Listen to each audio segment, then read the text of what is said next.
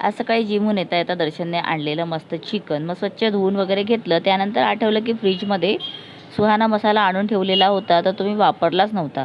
तर म्हटलं चला आजच बनवून पाहूया. आणि त्याच्यावरती लिहिलेल्या इन्स्ट्रक्शन जे होतं ना त्याच्या अकॉर्डिंग मी करायला घेतलं. त्यात लिहिलं होतं की फक्त ना मसाला जो आहे चिकनमध्ये घालायचा, कुकरमध्ये किंवा टोपात करायचा, ज्याप्रमाणे करा.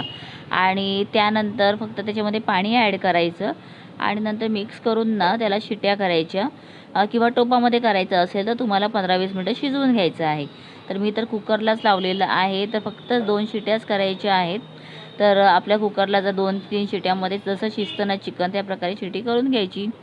2-3 शिट्या झाल्यानंतर मग मी गॅस बंद केलं आणि त्यानंतर पाहिलं तर खरंच रस्सा एवढा मस्त झालेला. पहिल्यांदा ना कोणतीही झंझट न करता एवढं छान आणि मस्त चिकन झालेलं.